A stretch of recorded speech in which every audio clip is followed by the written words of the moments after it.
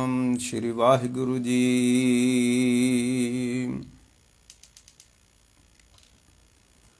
Colour ਕੇਰੀ ਛਪਰੀ ਕਊਆ ਮਲ ਮਲ ਨਾਵੇ।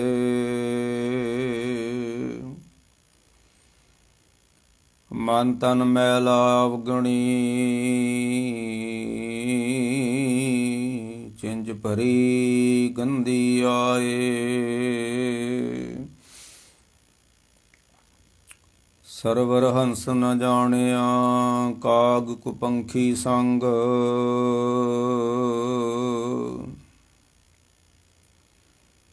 ਸਾਕਤ ਸੁ ਐਸੀ ਪ੍ਰੀਤ ਹੈ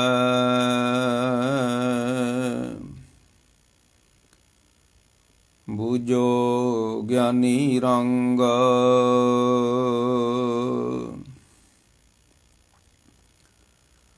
ਸੰਤ ਸਭਾ ਜੈਕਾਰ ਕਰ ਗੁਰਮੁਖ ਕਰਮ ਕਮਾਓ।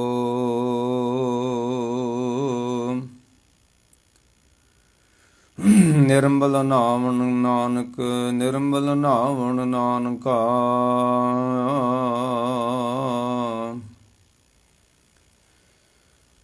ਗੁਰ ਤੀਰਥ ਦਰਿਆਓ। ਸਤਿਗੁਰ ਕੀ ਜਿਸਨੂੰ ਮਤਿ ਆਵੇ ਸੋ ਸਤਿਗੁਰ ਮਾਏ ਸਮਾਨਾ।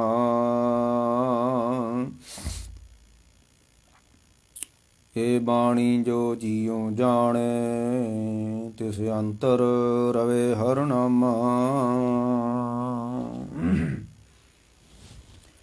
ਵਾਹਿਗੁਰੂ ਜੀ ਕਾ ਖਾਲਸਾ ਵਾਹਿਗੁਰੂ ਜੀ ਕੀ ਫਤਿਹ। ਸਨਮਾਨਯੋਗ ਗੁਰੂ ਪਿਆਰੇ ਗੁਰੂ ਸਾਰੀ ਸਾਧ ਸੰਗਤ ਜੀ, ਜਿਹੜਾ ਆਪਾਂ ਕਥਾ ਆਰੰਭ ਕੀਤੀ ਹੋਈ ਆ ਜਪਜੀ ਸਾਹਿਬ ਦੀ, ਤੇ ਕੱਲ੍ਹ ਆਪਾਂ ਨੇ 6ਵੀਂ ਪੌੜੀ ਦੀ ਵਿਆਖਿਆ ਕੀਤੀ ਸੀ, ਜਿਹਦੇ ਵਿੱਚ ਮਹਾਰਾਜ ਨੇ, ਮੈਂ ਕਹਿ ਰਿਹਾ ਵੀ ਜਿਹੜੀ ਮੈਂ ਬਾਰ-ਬਾਰ ਕਹਿ ਰਿਹਾ ਕਿ ਜਿਹੜੀ ਜਪਜੀ ਸਾਹਿਬ ਦੀ ਕਥਾ ਵਾ ਨਾ, ਇਹ ਬੰਦੇ ਦੀ ਕਥਾ ਨਹੀਂ ਹੈ, ਇਹ ਬ੍ਰਹਿਮੰਡ ਦੀ ਕਥਾ ਵਾ।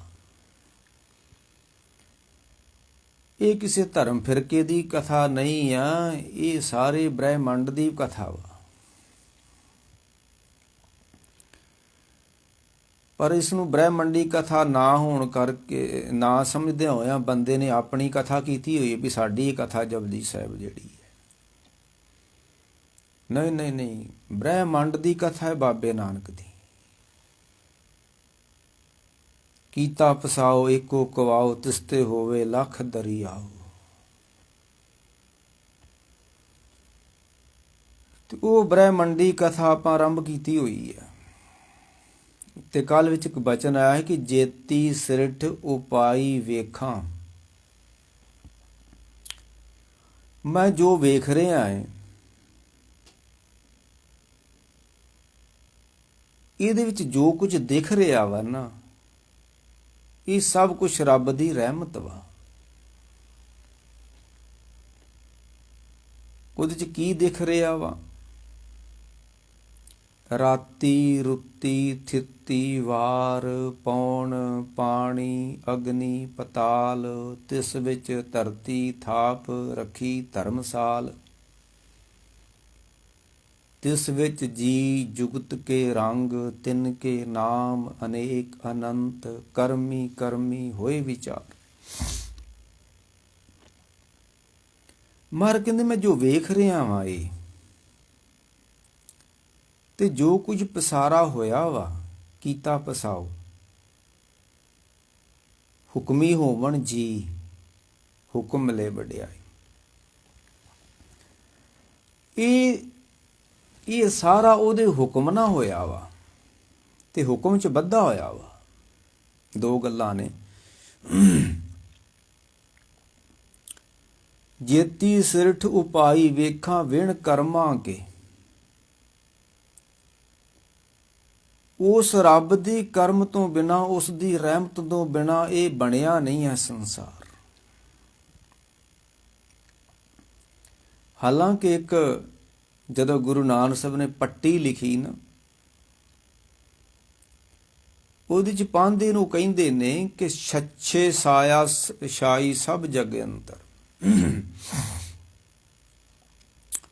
ਸੱਚੇ ਸਾਇਆ ਵਰਤੀ ਸਭ ਜਗ ਅੰਤਰ, ਤੇਰਾ ਕੀਆ ਭਰਮ ਹੋਆ। ਐ ਪਰਮੇਸ਼ਰ, ਇਹ ਮਾਇਆ ਦਾ ਪ੍ਰਭਾਵ ਸਾਰੇ ਜਗ ਤੇ ਛਾ ਗਿਆ। ਸੱਚੇ ਛਾਇਆ ਵਰਤੀ ਸਭ ਜਗ, ਇਹ ਤੇਰੀ ਰਚਨਾ ਜਿਹੜੀ ਮਾਇਆ ਦੀ ਤੂੰ ਰਚਨਾ ਰਚੀ ਹੈ, ਸਾਰੇ ਜੀਵਾਂ ਤੇ ਪ੍ਰਭਾਵ ਪਾ ਗਈ ਆਪਣਾ। ਤੇ ਤੇਰਾ ਕੀਆ ਭਰਮ ਹੋਆ, ਇਹ ਜਿਹੜਾ ਭਰਮ ਪੈਦਾ ਹੋਇਆ ਵਾ, ਇਹ ਮਾਇਆ ਨੇ ਪਾਇਆ ਭਰਮ, ਤੇ ਮਾਇਆ ਤੂੰ ਪੈਦਾ ਕੀਤੀ ਹੋਈ ਹੈ।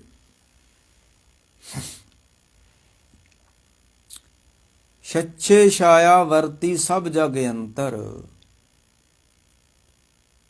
ਤੇਰਾ ਕੀਆ ਭਰਮ ਹੋਆ। ਇੱਕ ਗਿਆਨ ਵੀ ਤੇਰਾ ਹੀ ਬਖਸ਼ਿਆ ਹੋਇਆ ਵਾ, ਤੇ ਜਿਹੜਾ ਤੂੰ ਭਰਮ ਜੀਵਾਂ ਅੰਦਰ ਪਾਇਆ, ਇਹ ਵੀ ਤੇਰਾ ਹੀ ਪਾਇਆ ਹੋਇਆ ਵਾ। ਭੁਲੇਖੇ ਚ ਨਾ ਜੀਣਾ ਕਿ ਮੈਂ ਗਿਆਨੀ ਆ, ਮੈਂ ਧਿਆਨੀ ਹੈ, ਤੇ ਫਲਾਨਾ ਮੂਡ ਹੈ। ਮਰ ਕਹਿੰਦੀ ਇਸ ਤਰ੍ਹਾਂ ਨਹੀਂ ਹੋ ਸਕਦਾ। ਤਾਂ ਕੋ ਸਮਝਾਵਣ ਜਾਈਏ, ਜੇ ਕੋ ਭੂਲਾ ਹੋਈ ਆਪੇ ਖੇਲ ਕਰੇ ਸਭ ਕਰਤਾ। ਐਸਾ ਬੂਝੇ ਕੋਈ ਸਾਰੇ, ਇਹ ਤੇ ਖੇਲ ਵਾ। ਕਿਸੇ ਨੂੰ ਗਿਆਨੀ ਬਣਾ ਦਿੱਤਾ ਉਸਨੇ, ਕਿਸੇ ਨੂੰ ਧਿਆਨੀ ਬਣਾ ਦਿੱਤਾ, ਕਿਸੇ ਨੂੰ ਮੂਡ ਬਣਾ ਦਿੱਤਾ ਹੈ। ਜਿਨ੍ਹਾਂ ਨੂੰ ਗੁਰੂ ਦੀ ਮੱਤ ਦੇਤੀ ਹੈ, ਉਹ ਅਸੰਖ ਜਾਪ ਅਸੰਖ ਭਾਵ ਵਾਲੇ ਹੋ ਗਏ ਨੇ। ਅੱਗੇ ਚੱਲ ਕੇ ਆਪਾਂ ਇਹਦੀ ਵਿਆਖਿਆ ਕਰਾਂਗੇ। ਮਰ ਕਹਿੰਦੇ ਜੇਤੀ ਸਿਰਠ ਉਪਾਈ ਵੇਖਾਂ ਵਿਣ ਕਰਮਾਂ ਕੇ।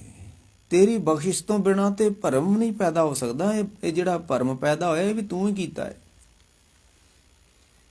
ਤੇ ਭਰਮ ਕਿਉਂ ਪੈਦਾ ਹੋਇਆ?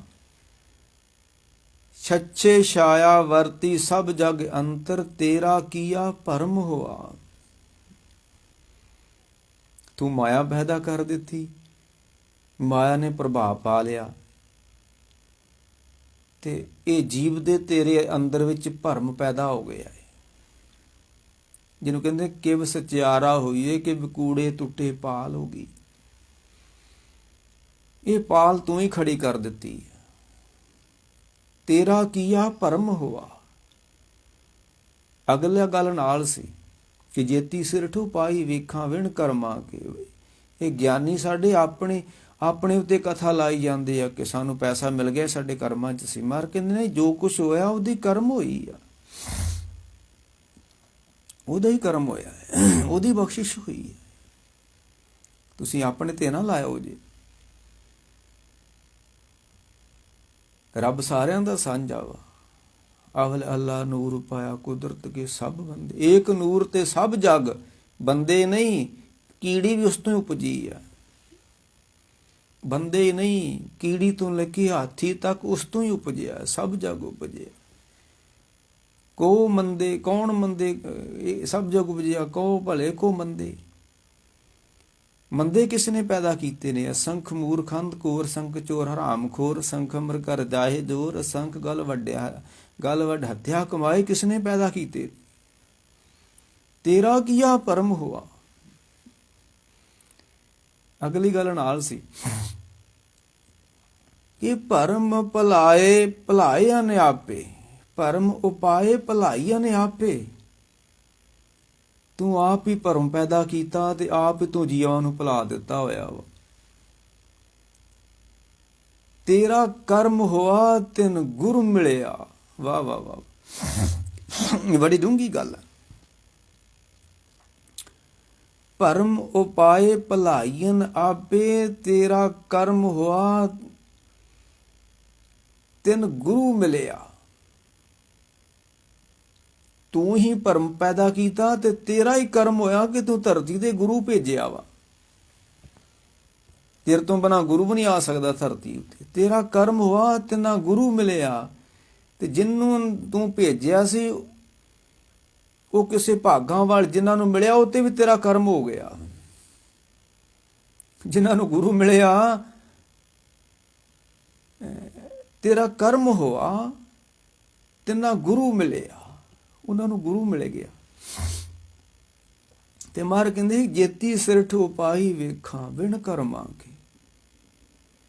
ਭਰਮ ਵੀ ਉਹ ਤੋਂ ਹੀ ਆਉਂਦਾ ਹੈ, ਭੁਲੇਖਾ ਵੀ ਉਹ ਤੋਂ ਹੀ ਆਉਂਦਾ ਹੈ, ਤੇ ਗੁਰੂ ਵੀ ਉਹਦੀ ਕਰਮ ਦੇ ਨਾਲ, ਉਹਦੀ ਬਖਸ਼ਿਸ਼ ਦੇ ਨਾਲ ਗੁਰੂ ਵੀ ਮਿਲਦਾ, ਤਾਂ ਹੀ ਮਿਲਦਾ ਹੈ।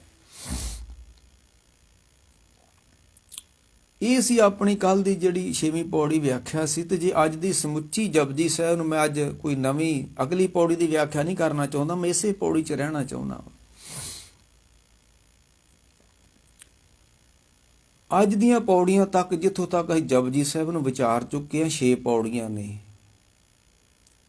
ਪ੍ਰਥਮ ਮੂਲ ਮੰਤਰ ਹੈ, ਇਹ ਏਕੇ ਦਾ ਪਸਾਰਾ ਤੇ ਉਸੇ ਦਾ ਖਿਲਰਿਆ ਹੋਇਆ ਖਲਾਰਾ ਹੈ। ਦੂਸਰੇ ਦਾ ਖਲਾਰਾ ਹੀ ਨਹੀਂ ਹੈ, ਉਸੇ ਦਾ ਖਲਾਰਾ ਵਾ। ਤੇ ਜਿਸ ਦਿਨ ਉਸਨੇ ਖਲਾਰੇ ਨੂੰ ਸਾਂਭਣਾ, ਕੋਈ ਟਾਈਮ ਵੀ ਨਹੀਂ ਲੱਗਣਾ। ਪਹਿਲੀ ਪੌੜੀ ਦਾ ਜ਼ਿਕਰ ਕਰਦਿਆਂ ਕਲਯੁਗ ਮੇਂ ਕਰਮ ਕਾਂਡ ਕੀ ਚਲੇ ਨਾ ਕਾਈ। ਹੁਣ ਕਲਯੁਗ ਵਾ। ਪਹਿਲੀ ਪੌੜੀ ਤੇ ਗੁਰੂ ਨਾਨਕ ਸਾਹਿਬ ਦੇ ਹੁਣ ਰੱਬ ਦਾ ਨਾਮ ਹੀ ਕੰਮ ਆਉਣਾ ਜੀ। ਅਬ ਕੱਲੂ ਆਇਓ ਰੇ ਕਲਯੁਗ ਮੇਂ ਕਰਮ ਕਾਂਡ ਕੀ ਚਲੇ ਨਾ ਕਾਈ। ਹਉਮੈ ਹੰਕਾਰ ਵਿੱਚ ਵਰਤੇ ਸਭ ਲੁਕਾਈ। ਸਾਰੀ ਦੁਨੀਆ ਹਉਮੈ ਹੰਕਾਰ ਦੇ ਚੱਕਰ 'ਚ, ਨਾਨਕ ਹੁਕਮੇ ਜੇ ਬੁਝੇ ਤਾਂ ਹਉਮੈ ਕਹੇ ਨਾ ਕੋਈ। ਦੂਸਰੀ ਪੌੜੀ। ਤੀਸਰੀ ਪੌੜੀ ਸੀ ਕਿ ਕਥਨ ਹਾਰ ਕਥੇ ਕਥ ਰਹੇ ਪਰ ਕਥਨਾ ਨਾ ਜਾਈ। ਬੜਿਆਂ ਨੇ ਕਥਾ ਕੀਤੀ, ਰੱਬ ਨੂੰ ਕੋਈ ਕਥਨ ਨਹੀਂ ਕਰ ਸਕਿਆ। ਸੱਚਾ ਉਹ ਆਪ ਹੈ ਤੇ ਸੱਚੀ ਉਸ ਦੀ ਨਾਈ। ਅਗਲੀ ਪੌੜੀ ਸੀ। ਜੋ ਪ੍ਰਭਾਤੇ ਵੇਲੇ ਜਾਗੇ ਸੋ ਨਾਮ ਲੈ ਵਲਾਈ। ਅੰਮ੍ਰਿਤ ਵੇਲਾ ਸੱਚ ਨਾਉ। ਅੰਮ੍ਰਿਤ ਵੇਲੇ ਤੋਂ ਬਿਨਾਂ ਗੱਲ ਬਣਦੀ ਨਹੀਂ ਹੈ। ਨਿਰਾਕਾਰ ਉਹ ਥਾਪਿਆ ਨਾ ਜਾਈ। ਜਿੱਥੇ ਜੋ ਪ੍ਰਭਾਤੇ ਜਾਗੇ ਸੋ ਨਾਮ ਲੈ ਵਲਾਈ। ਤੇ ਗੁਰਾਂ ਇੱਕ ਦੇ ਬੁਝਾਈ। ਉਹਨਾਂ ਨੂੰ ਗੁਰਾਂ ਨੇ ਇੱਕ ਗੱਲ ਸਮਝਾ ਦਿੱਤੀ ਹੈ ਕਿ ਨਿਰਾਕਾਰ ਹੈ, ਉਹ ਥਾਪਿਆ ਨਾ ਜਾਈ। ਤੁਸੀਂ ਕਿਸੇ ਵੀ ਧਰਮ ਸਥਾਨ ਦੇ ਅੰਦਰ ਉਸ ਨੂੰ ਥਾਪ ਨਹੀਂ ਸਕਦੇ।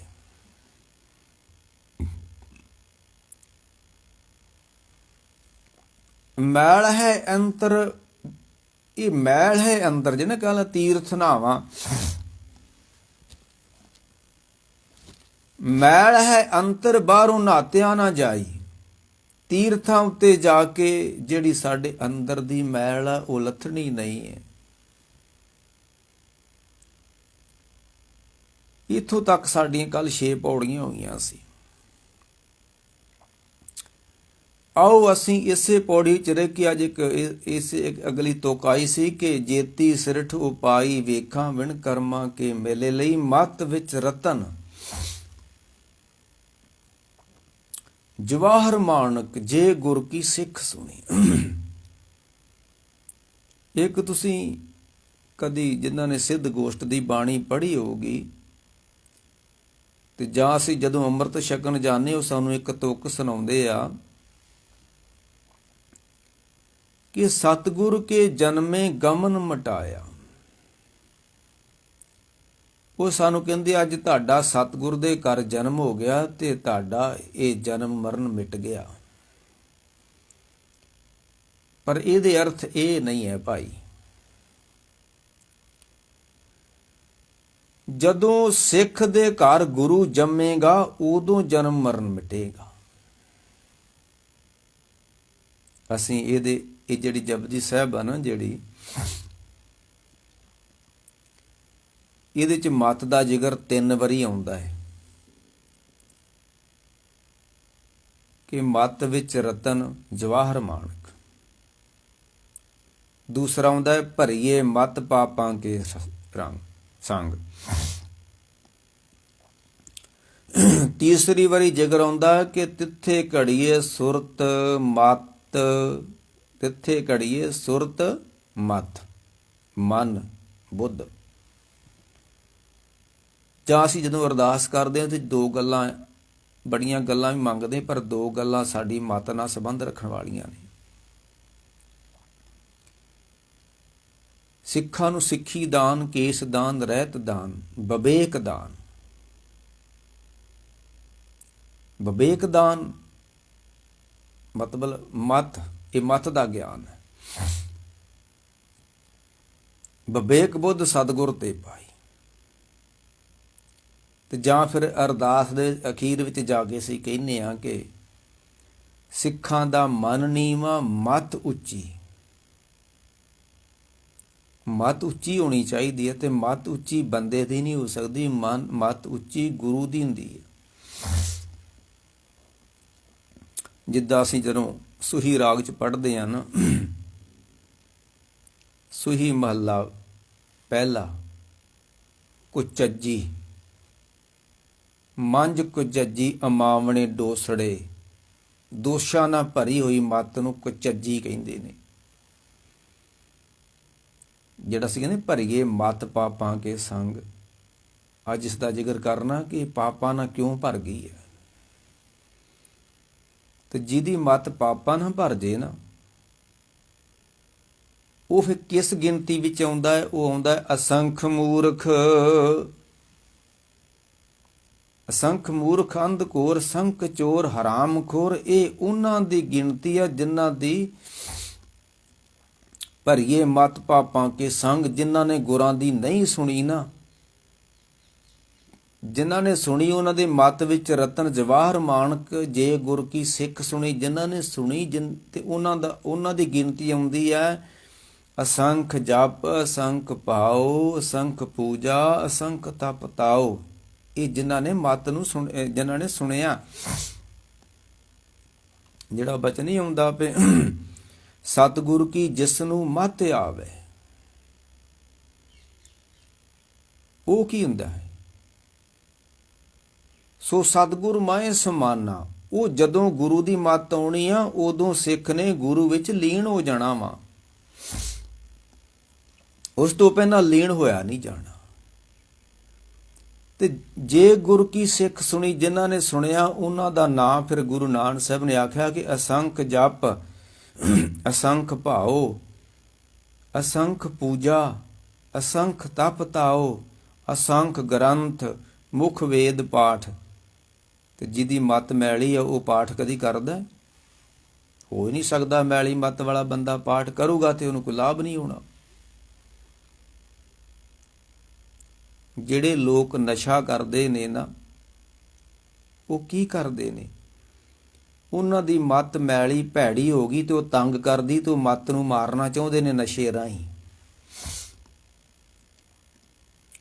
ਜਿੱਦਾਂ ਅਸੀਂ ਚੂਹਿਆਂ ਨੂੰ ਮਾਰਦੇ ਆ ਨਾ, ਉਹ ਭੈੜੇ ਕੰਮ ਕਰਦੇ ਆ। ਜਿੱਦਾਂ ਅਸੀਂ ਇਹ ਸੁੰਡਿਆਂ ਨੂੰ ਮਾਰਦੇ ਆ, ਮੱਛਰ ਨੂੰ ਮਾਰਦੇ, ਉਹ ਭੈੜੇ ਕੰਮ ਕਰਦੇ ਨੇ। ਤੇ ਜਦੋਂ ਬੰਦੇ ਦੀ ਮੱਤ ਭੈੜੀ ਹੋ ਜਾਂਦੀ, ਉਹ ਆਪਣੀ ਮੱਤ ਨੂੰ ਮਾਰਨਾ ਚਾਹੁੰਦਾ, ਤੇ ਮੱਤ ਨੂੰ ਮਾਰਨ ਦਾ ਸੌਖਾ ਤਰੀਕਾ ਨਸ਼ਾ ਕਰ ਲਓ। ਹੁਣ ਚੂਹਿਆਂ ਨੂੰ ਤੇ ਅਸੀਂ ਦਵਾਈ ਦੇ ਕੇ ਮਾਰਦੇ ਹਾਂ, ਕਿ ਤੋਤਿਆਂ ਨੂੰ ਦਵਾਈ ਦੇ ਕੇ ਅਸੀਂ ਮਾਰਿਆ। ਤੋਤੇ ਸੋਹਣੇ ਲੱਗਦੇ ਆ। ਤੋਤਿਆਂ ਨੂੰ ਅਸੀਂ ਚੂਰੀ ਪਾਉਂਦੇ ਹਾਂ ਘਰ ਆਉਣ ਤੇ ਚੂਹੇ ਘਰ ਆਉਣ ਤੇ ਦਵਾਈ ਪਾਉਂਦੇ, ਅਸੀਂ ਮਰ ਜਾਣੇ। ਜਦੋਂ ਮੱਤ ਭੈੜੀ ਹੋ ਗਈ ਨਾ ਬੰਦੇ ਦੀ, ਤੇ ਇਸ ਮੱਤ ਨੇ ਫਿਰ ਟਿਕਣ ਨਹੀਂ ਦੇਣਾ। ਨਾ ਰਾਤ ਨੂੰ ਸੌਣ ਦੇਣਾ, ਨਾ ਦਿਨੇ ਚੈਨ ਆਉਣਾ। ਤੇ ਫਿਰ ਬੰਦੇ ਨੇ ਇਸ ਮੱਤ ਨੂੰ ਮਾਰਨਾ ਹੈ। ਉਹ ਕੋਈ ਨਸ਼ਾ ਵੀ ਕਰਕੇ ਮਾਰ ਸਕਦਾ ਹੈ। ਸ਼ਰਾਬ ਪੀ ਕੇ ਮਾਰੂਗਾ ਮੱਤ ਨੂੰ। ਜਨਾ ਮਾਰਨ ਕਿਹਾ ਵੀ ਜਿਤ ਪੀਤੇ ਖਸਮ ਵਿਸਰੇ ਦਰਗੇ ਮਿਲੇ ਸਜਾਏ, ਝੂਠਾ ਮਤ ਮੂਲ ਨਾ ਪੀਜੀ ਜੇ ਕਾ ਪਾਰ ਵਸਾਏ। ਜਿਤ ਵਿਸਰੇ ਖਸਮ, ਜਿਤ ਪੀਤੇ ਖਸਮ ਵਿਸਰੇ ਦਰਗੇ ਮਿਲੇ ਸਜਾਏ। ਆਪਣਾ ਪਰਾਇਆ ਨਾ ਪਛਾਣਈ। ਜਦੋਂ ਮੱਤ ਮਾਰੀ ਜਾਂਦੀ ਹੈ, ਫਿਰ ਬੰਦੇ ਨੂੰ ਸਮਝ ਨਹੀਂ ਕੋਈ ਰਹਿੰਦੀ। ਤੇ ਨਸ਼ਾ ਸਿਰਫ ਮੱਤ ਮਾਰਨ ਨੂੰ ਵਾਸਤੇ ਹੁੰਦਾ। ਮੱਤ ਨੂੰ ਕਿਉਂ ਮਾਰਨਾ ਪੈਂਦਾ? ਮੱਤ ਭੈੜੀ ਹੋ ਗਈ ਹੈ।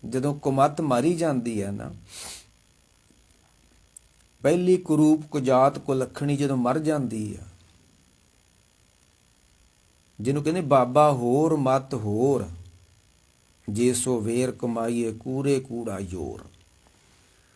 ਬੜੀ ਪਾਠ ਪੂਜਾ ਕਰਦੇ ਪਰ ਅੰਦਰ ਤੇ ਕੂੜ ਹੀ ਵਰਤ ਜਾਂਦਾ ਹੈ, ਕਿਉਂਕਿ ਮਤ ਵਿੱਚ ਕੂੜ ਵਾ। ਪਰ ਇਹ ਮਤ ਪਾਪਾਂ ਕੇ ਸੰਗ ਵਾ, ਤਿੱਥੇ ਕੜੀਏ ਸੁਰਤ ਮਤ ਮਨ ਬੁੱਧ। ਮਰ ਕਹਿੰਦੇ ਤਾਂ ਕਿ ਲੱਖਣ ਜਾਣੀਏ। ਰੱਬ ਰੱਬ ਜਪਣ ਵਾਲਿਆਂ ਦੀ ਨਿਸ਼ਾਨੀ, ਜਦੋਂ ਜਪਿਆ ਰੱਬ ਰੱਬ ਕੀਤਾ ਹੋਇਆ ਸਫਲ ਹੋ ਜਾਂਦਾ ਹੈ, ਤੇ ਉਹਦੀ ਇੱਕ ਨਿਸ਼ਾਨੀ ਹੁੰਦੀ ਹੈ, ਰਾਮ ਰਵੰਤਾ ਜਾਣੀਏ ਇੱਕ ਮਾਈ ਭੋਗ ਕਰੇ ਤਾਂ ਕਿ ਲੱਖਣ ਜਾਣੀਏ। ਉਸ ਬੰਦੇ ਦੀ ਨਿਸ਼ਾਨੀ ਕੀ ਹੋਊਗੀ?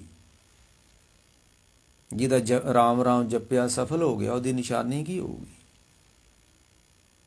ਉਹ ਲੋਕਾਂ ਨੂੰ ਉਪਦੇਸ਼ ਨਹੀਂ ਦਿੰਦਾ ਫਿਰੇਗਾ ਕਿ 3 ਗੁਣਾ ਤੋਂ ਅਤੀਤ ਹੋ ਜਾਓ, ਤੇ ਆ ਬੁੱਢੇ ਵਾਰੇ ਤੱਕ ਸੇਵਾ ਸੇਵਾ ਘੋੜੇ ਇਕੱਠੇ ਕਰਦਾ ਫਿਰੂਗਾ। ਨਹੀਂ ਨਹੀਂ, ਉਹਦੀ ਨਿਸ਼ਾਨੀ ਹੋਏਗੀ। ਜਿਹਦਾ ਜਪਿਆ ਸਫਲਾ ਹੋ ਗਿਆ ਨਾ, ਉਹਦੀ ਨਿਸ਼ਾਨੀ ਹੋਏਗੀ ਰਾਮ ਰਵੰਤਾ ਜਾਣੀਏ ਇੱਕ ਮਾਈ ਭੋਗ ਕਰੇ ਤਾਂ ਕਿ ਲੱਖਣ ਜਾਣੀਏ। ਖਿਮਾ ਧਨ ਸੰਗ ਰਹੇ, ਉਹਦੀ ਮੱਤ ਉੱਤੇ ਖਿਮਾ ਦਾ ਸ਼ਿੰਗਾਰ ਹੋ ਜਾਏਗਾ, ਉਹਦੀ ਮੱਤ ਨੂੰ ਖਿਮਾ ਸ਼ਿੰਗਾਰ ਕਰ ਦੇਗੀ। ਉਹ ਮੁੜ ਕੇ ਡਾਂਗ ਨਹੀਂ ਚੱਕੇਗਾ। ਜਦੋਂ ਸਮੱਤ ਹੋ ਗਈ ਨਾ ਕਮੱਤ ਤੋਂ, ਫਿਰ ਉਹਦੇ ਝਗੜੇ ਮੁੱਕ ਗਏ। ਛੋਟੀ ਛੋਟੀ ਗੱਲ ਪਿੱਛੇ ਛੋਟੀ ਛੋਟੀ ਗੱਲਾਂ ਨੂੰ ਪੰਥ ਦੇ ਗੱਲਾਂ ਬਣਾ ਕੇ ਤੇ ਝਗੜਨਾ, ਬੇਸਮਝ ਦੀਆਂ ਗੱਲਾਂ ਉਹ ਵਿਅਕਤੀ ਨਹੀਂ ਮੁੜ ਕੇ ਕਰੇਗਾ।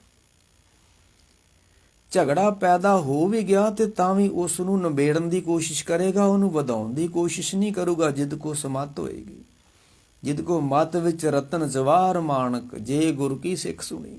ਜਿਨ੍ਹਾਂ ਨੇ ਸੁਣੀ ਹੈ ਨਾ,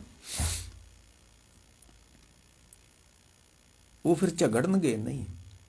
ਹਮਰਾ ਝਗੜਾ ਰਿਹਾ ਨਾ ਕੋਈ, ਕਿਉਂ ਪੰਡਤ ਮੁੱਲਾ ਛਾਡੇ ਦੋ, ਅਸੀਂ ਸਭ ਕੁਝ ਛੱਡ ਬੈਠੇ ਹੋਏ ਆ। ਤੇ ਮਾਰ ਕਹਿੰਦੇ ਆਂਗੇ, ਕਬੀਰ ਸਾਹਿਬ ਕਹਿੰਦੇ ਪਹਿਲੀ ਕੁਰੂਪ ਕੁਜਾਤ ਕੁਲੱਖਣੀ। ਤੇ ਜਿਨ੍ਹਾਂ ਨੇ ਸੁਣੀ, ਮੈਂ ਇੱਥੋਂ ਗੱਲ ਦੂਜੇ ਪਾਸੇ ਤੁਰ ਗਿਆ ਸੀ ਕਿ ਜਿਨ੍ਹਾਂ ਨੇ ਸੁਣੀ ਹੈ ਨਾ ਗੁਰੂ ਕੀ ਮੱਤ ਵਿੱਚੋਂ ਕੀ ਕਿੱਦਾਂ ਦੇ ਰਤਨ ਪ੍ਰਗਟ ਹੁੰਦੇ ਨੇ।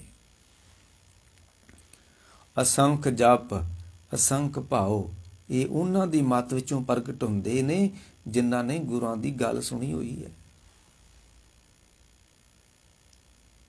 ਤੇ ਜਿਹਦੀ ਮੱਤ ਵਿੱਚ ਰੌਲਾ ਪੈ ਰਿਹਾ ਵਾ, ਬਹੁਤ ਰੋਲ ਘਚੋਲਾ ਪੈ ਰਿਹਾ ਵਾ, ਉਥੋਂ ਤਾਂ ਕੁਛ ਨਿਕਲਣਾ ਹੀ ਨਹੀਂਗਾ। ਝਗੜੇ ਤੋਂ ਬਿਨਾਂ ਤਾਂ ਕੁਛ ਨਿਕਲਣਾ ਨਹੀਂਗਾ। ਜਦੋਂ ਮੈਂ ਕੱਲ ਵੀ ਕਿਹਾ ਸੀ ਵੀ ਜਦੋਂ ਸੁਰਤ ਟਿਕਦੀ ਆ ਨਾ, ਉਦੋਂ ਹੀ ਗਿਆਨ ਪ੍ਰਗਟ ਹੁੰਦਾ। ਉਸ ਤੋਂ ਪਹਿਲਾਂ ਗਿਆਨ ਨਹੀਂ ਪ੍ਰਗਟ ਹੁੰਦਾ। ਕਿਤਾਬਾਂ ਪੜ੍ਹਿਆ ਗਿਆਨ ਪ੍ਰਗਟ ਨਹੀਂ ਹੁੰਦਾ ਨਾ, ਇਹ ਚਿੱਤ ਟਿਕਿਆ ਗਿਆਨ ਪ੍ਰਗਟ ਹੁੰਦਾ ਹੈ। ਕਬੀਰ ਸਾਹਿਬ ਨੇ ਸਪਸ਼ਟ ਕਰ ਦਿੱਤਾ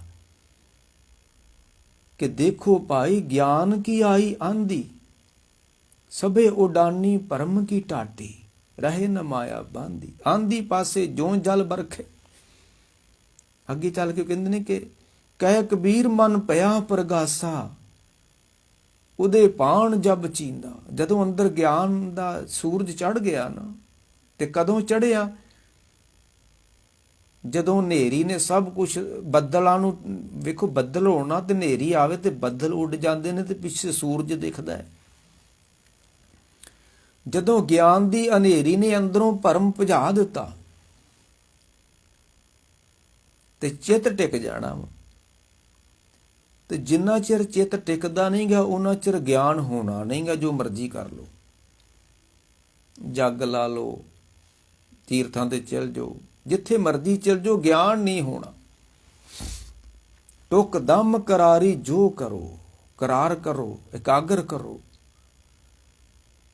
ਤੋ ਹਾਜ਼ਰ ਹਜ਼ੂਰ ਖੁਦਾਏ। ਉਸ ਦੀ ਹਜ਼ੂਰੀ ਮਹਿਸੂਸ ਹੋਣਾ, ਇਹੀ ਗਿਆਨ ਆ, ਹੋਰ ਕੋਈ ਗਿਆਨ ਨਹੀਂ ਹੈ।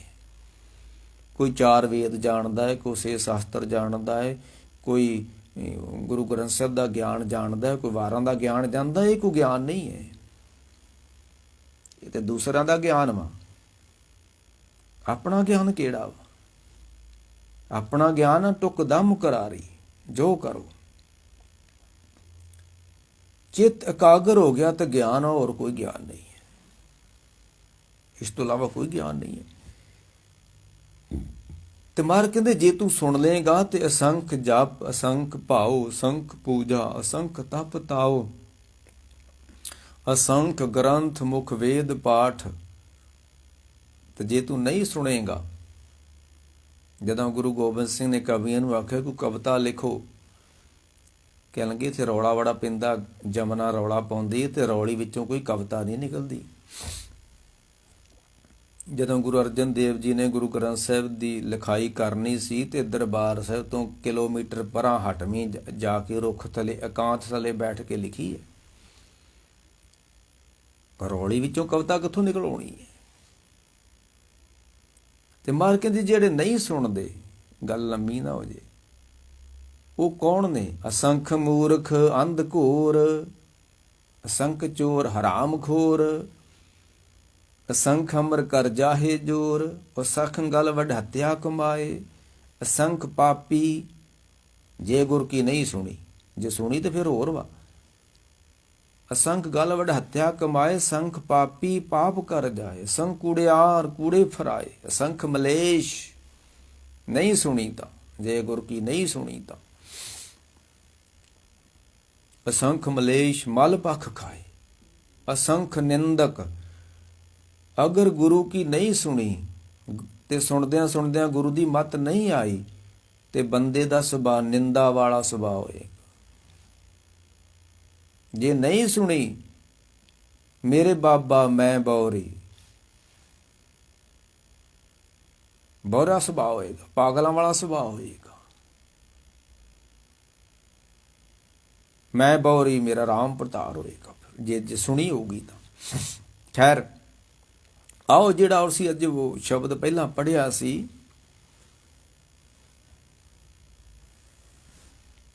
ਕਿ ਕੱਲਰ ਕੇਰੀ ਛਪਰੀ ਇਹ ਭਰੀਏ ਮਤ ਪਾਪਾਂ ਕੇ ਸੰਗ, ਇਹਦੀ ਮਤ ਪਾਪਾਂ ਨਾਲ ਕਿਉਂ ਭਰ ਗਈ ਹੈ?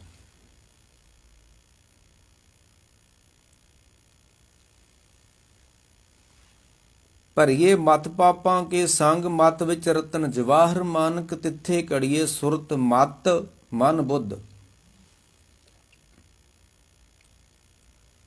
ਗੁਰੂ ਨਾਨਕ ਸਾਹਿਬ ਕਹਿੰਦੇ ਆ ਵੀ ਇਹਦੀ ਮੱਤ ਪਾਪਾਂ ਦੇ ਭਰਨ ਦਾ ਕਾਰਨ ਕੀ ਬਣੀ ਹੈ? ਇਹਨੇ ਗੁਰੂ ਕੀ ਸਿੱਖ ਕਿਉਂ ਨਹੀਂ ਸੁਣੀ? ਜੇ ਸੁਣਦਾ ਫਿਰ ਤਾਂ ਮੱਤ ਹੋਣੀ ਸੀ ਰਤਨ ਜਵਾਹਰ ਮਾਨਕ ਵਾਲੀ। ਇਹਨੇ ਨਹੀਂ ਸੁਣੀ, ਕਿਉਂ ਨਹੀਂ ਸੁਣੀ? ਕੱਲਰ ਕੇਰੀ ਛਪਰੀ, ਇਹ ਸੰਸਾਰ ਕੀ ਆ? ਇਹ ਕੱਲਰ ਦੀ ਛਪੜੀ ਹੈ। ਤੇ ਕਊਆ ਮਲ ਮਲ ਨਾਵੇ, ਇਹ ਜੀਵ ਰੂਪੀ ਜਿਹੜਾ ਕਾਂ ਵਾ ਨਾ, ਇਹ ਕੱਲਰ ਦੀ ਛਪੜੀ ਉੱਤੇ ਬੈਠਾ ਹੋਇਆ ਵਾ ਤੇ ਇਹ ਬੜਾ ਮਲ ਮਲ ਕੇ ਨਹਾ ਰਿਹਾ ਵਾ, ਬੜੇ ਆਨੰਦ ਨਾਲ ਦੁਨੀਆ ਦੇ ਰਸ ਲੈ ਰਿਹਾ ਹੈ। ਬੜਾ ਗਰਭ ਮਹਿਸੂਸ ਕਰ ਰਿਹਾ ਦੁਨੀਆ ਦੇ ਰਸ ਵਿੱਚ ਲੀਨ ਹੋਇਆ ਬੰਦਾ। ਸਾਹਿਬ ਕਹਿੰਦੇ ਤੂੰ ਤਾਂ ਕੱਲਰ ਕੇਰੀ ਛਪਰੀ, ਕਊਆ ਮਲ ਮਲ ਨਾਏ, ਮਨ ਤਨ ਮੈਲਾ ਅਵਗਣੀ। ਐ ਬੰਦੇ ਤੇਰਾ ਮਨ ਵੀ ਮੈਲਾ ਹੋ ਚੁੱਕਾ ਹੈ। ਜਿੱਦਨ ਮਨ ਮੈਲਾ ਹੋ ਜਾਂਦਾ ਤਨ ਮੈਲਾ ਹੋ ਜਾਂਦਾ ਆਪੇ ਹੀ। ਮਨ ਤਨ ਮੈਲਾ ਅਵਗਣੀ, ਚਿੰਜ ਭਰੀ ਗੰਦੀ ਆਏ। ਇਸ ਸੰਸਾਰ ਤੇ ਸੰਸਾਰ ਰੂਪੀ ਕੱਲਰ ਛਪਰੀ ਉੱਤੇ ਆਣ ਕੇ ਇਹਨੇ ਆਪਣੀ ਚੁੰਝਣ ਦੇ ਵਿੱਚ ਗੰਦ ਭਰ ਲਿਆ ਵਾ, ਮੱਤ ਦੇ ਵਿੱਚ ਗੰਦ ਭਰਿਆ ਗਿਆ ਵਾ। ਜਿੰਨੇ ਗੀਤ ਨੇ ਸਾਰੇ ਗੰਦ ਨਾਲ ਭਰੇ ਨੇ, ਤੇ ਜਦੋਂ ਅਸੀਂ ਸੁਣਾਂਗੇ ਤੇ ਉਹ ਗੰਦ ਭਰੇਗਾ ਨਹੀਂ ਸਾਡੀ ਮੱਤ ਦੇ ਵਿੱਚ। ਗੀਤ ਕਿਸ ਤੇ ਲਿਖੇ ਗਏ ਨੇ? ਵਾਸ਼ਨਾ ਤੇ ਲਿਖੇ ਗਏ ਨੇ, ਕਾਮ ਤੇ ਲਿਖੇ ਗਏ ਨੇ, ਰੂਪ ਤੇ ਲਿਖੇ ਗਏ ਨੇ, ਹੋਰ ਕਿਸ ਤੇ ਲਿਖੇ ਗਏ ਨੇ? ਤੇ ਜਦ ਲਿਖੇ ਹੀ ਕਾਮ ਤੇ ਗਏ ਨੇ, ਲਿਖੇ ਹੀ ਰੂਪ ਤੇ ਗਏ ਨੇ, ਤੇ ਜਦੋਂ ਉਹ ਮੱਤ ਸਾਡੀ ਸੁਣੇਗੀ ਤੇ ਉਹਦੇ ਚ ਗੰਦ ਆਏਗਾ ਕਿ ਨਹੀਂ ਆਏਗਾ? ਤੇ ਜਦੋਂ ਅੰਦਰ ਗੰਦ ਭਰਿਆ ਜਾਂਦਾ, ਫਿਰ ਬਾਹਰੋਂ ਹੋਰ ਗੰਦ ਮੱਤ ਇਕੱਠਾ ਕਰਦੀ ਹੈ। ਤੇ ਮਾਰ ਕਹਿੰਦੇ ਕਲਰ ਕੇਰੀ ਛਪਰੀ, ਮੱਤ ਵਿੱਚ ਰਤਨ ਜਵਾਹਰ ਮਾਨਕ ਕਿਉਂ ਨਹੀਂ ਸਾਡੇ ਕੋ ਮਾਨਕ ਕੋਈ ਰਿਹਾ? ਕਿਉਂਕਿ ਅਸੀਂ ਇਸ ਕੁਸੰਗ ਰੂਪੀ ਛਪੜੀ ਤੇ ਬੈਠੇ ਹੋਏ ਆ। ਸੰਸਾਰ ਕੁਸੰਗੀ ਹੈ। ਤੇ ਸਰਵਰ ਹੰਸ ਨਾ ਜਾਣਿਆ, ਅਸੀਂ ਕਹਿੰਦੇ ਮਨ ਜੋਤ ਸਰੂਪ ਸੀ, ਤੇ ਜੇ ਜੋਤ ਸਰੂਪ ਸੀ ਤੇ ਇੰਨੇ ਭੈੜੇ ਕਰਮ ਕਿਉਂ ਕਰਦਾ ਏ? ਸਭ ਕਹਿਣ ਲੱਗੇ ਇਹਨੂੰ ਜੋ ਮਿਲਣਾ ਸੀ ਧਰਤੀ ਤੇ ਆਣ ਕੇ ਉਹ ਨਹੀਂ ਮਿਲਿਆ। ਸਰਵਰ ਹੰਸ ਨਾ ਜਾਣਿਆ, ਇਸ ਹੰਸ ਨੇ ਸੰਗਤ ਇੱਕ ਸਰੋਵਰ ਵਾ, ਉੱਥੇ ਗਿਆ ਨਹੀਂ ਆਏ। ਬਾਣੀ ਇੱਕ ਸਰੋਵਰ ਵਾ, ਇਹ ਸਰੋਵਰ ਤੇ ਗਿਆ ਹੀ ਨਹੀਂ ਹੈ। ਤੇ ਜਦੋਂ ਸਰੋਵਰ ਤੇ ਨਹੀਂ ਗਿਆ, ਉੱਥੇ ਤੇ ਮੋਤੀ ਹੀਰੇ ਮਿਲਣੇ ਸੀ, ਤੇ ਇਹ ਬੈਠਾ ਰਿਹਾ ਕਲਰ ਕੇਰੀ ਛਪਰੀ। ਤੇ ਸੰਸਾਰ ਉੱਤੇ ਕੀ ਹੈ? ਗੰਦ। ਤੇ ਗੰਦ ਖਾਂਦਾ ਹੈ, ਤੇ ਜਦੋਂ ਗੰਦ ਖਾਂਦਾ ਹੈ ਤੇ ਫਿਰ ਮੱਤ ਵਿੱਚ ਰਤਨ ਜਵਾਹਰ ਮਾਨ ਕਿੱਥੋਂ ਪ੍ਰਗਟ ਹੋਣੇ ਨੇ? ਕਿਵੇਂ ਪ੍ਰਗਟ ਹੋਣੇ ਨੇ? ਮਰ ਕਹਿੰਦੇ ਸਰਵਰ ਹੰਸ ਨ ਜਾਣਿਆ, ਕਾਗ ਕੁਪੰਖੀ ਸੰਗ, ਸਾਕਤ ਸੋ ਐਸੀ ਪ੍ਰੀਤ ਹੈ ਬੁੱਝੋ ਗਿਆਨੀ ਰੰਗ। ਭੈੜੀ ਮੱਤ ਵਾਲਾ ਬੰਦਾ ਘਰ ਬੈਠਾ ਤੇ ਭੈੜਾ ਵਾ, ਜੇ ਉਹ ਗੁਰਦੁਆਰੇ ਆ ਗਿਆ ਤੇ ਤਾਂ ਵੀ ਉਹਨੇ ਭੈੜਾ ਹੀ ਰਹਿਣਾ ਵਾ। ਮੱਤ ਭੈੜੀ ਹੈ। ਤੇ ਜਿਸ ਸਤਿਗੁਰ ਕੀ ਮੱਤ, ਸਤਿਗੁਰ ਕੀ ਜਿਸ ਨੂੰ ਮੱਤ ਆਵੇ, ਜਿਹੜਾ ਗੁਰੂ ਦੀ ਮੱਤ ਨਾਲ ਜੀਂਦਾ ਉਹ ਕਿਤੇ ਵੀ ਜਾਵੇ, ਉਹ ਵੇਸਵਾ ਦੁਆਰੇ ਵੀ ਜਾਵੇ, ਉਹਦੇ ਵਾਸਤੇ ਵੇਸਵਾ ਦਾ ਦਰ ਵੀ ਗੁਰਦੁਆਰਾ ਵਾ।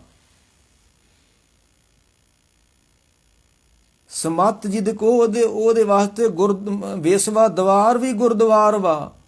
ਸਾਡੇ ਵਾਸਤੇ ਗੁਰਦੁਆਰਾ ਵੀ ਇੱਕ ਲੜਾਈ ਦਾ ਕਾਰਨ ਵਾ। ਕੱਖ ਵੀ ਨਹੀਂ ਹੈ ਗੁਰਦੁਆਰਾ ਦਾ। ਮੱਤ ਭੈੜੀ ਆ। ਮੱਤ ਨੇ ਚੋਣ ਕਰਨੀ। ਬਾਬਾ ਫਰੀਦ ਨੇ ਇੱਕ ਉਦਾਹਰਨ ਦਿੱਤੀ ਹੈ। ਉਹ ਕਹਿੰਦੇ ਹੰਸ ਉੱਡਰ ਕੋਧਰੇ ਪਿਆ। ਕੋਈ ਗੁਰੂ ਦੀ ਮੱਤ ਵਾਲਾ ਬੰਦਾ ਕਿਤੇ ਭੈੜੇ ਥਾਂ ਤੇ ਤੁਰਿਆ ਜਾਂਦਾ, ਭੈੜੇ ਥਾਂ ਤੇ ਖਲੋ ਗਿਆ। ਲੋਕਾਂ ਨੇ ਸ਼ੱਕ ਕਰ ਲਿਆ, ਇਹ ਭੈੜੇ ਥਾਂ ਤੇ ਖਲੋਤਾ ਹੋਇਆ। ਲੋਕਾਂ ਨੇ ਸ਼ੱਕ ਕਰ ਲਿਆ, ਇਹ ਵੇਸਵਾ ਦੁਆਰੇ ਖਲੋਤਾ ਹੋਇਆ। ਲੋਕਾਂ ਨੇ ਸ਼ੱਕ ਕਰ ਲਿਆ। ਪਰ ਅੰਦਰ ਤੇ ਗੁਰੂ ਦੀ ਮੱਤ ਸੀ, ਤੇ ਗੁਰੂ ਦੀ ਮੱਤ ਵਿੱਚ ਭੈੜ ਕਿੱਥੋਂ ਆ ਜਾਣਾ ਹੈ? ਭੈੜ ਤੇ ਉਹਨਾਂ ਦੀ ਮੱਤ ਵਿੱਚ ਆਏਗਾ ਜਿਨ੍ਹਾਂ ਨੇ ਗੁਰੂ ਦੀ ਸੁਣੀ ਨਹੀਂ ਹੈ। ਜਿਨ੍ਹਾਂ ਨੇ ਗੁਰੂ ਦੀ ਸੁਣ ਲਈ ਹੈ, ਸਤਿਗੁਰ ਕੀ ਜਿਸ ਨੂੰ ਮੱਤ ਆਵੇ ਸੋ ਸਤਿਗੁਰ ਮਾਏ ਸਮਾਨਾ, ਤੇ ਉਹਦੇ ਵਿੱਚ ਭੈੜ ਕਿੱਥੋਂ ਆਉਣਾ ਹੈ? ਹੁਣ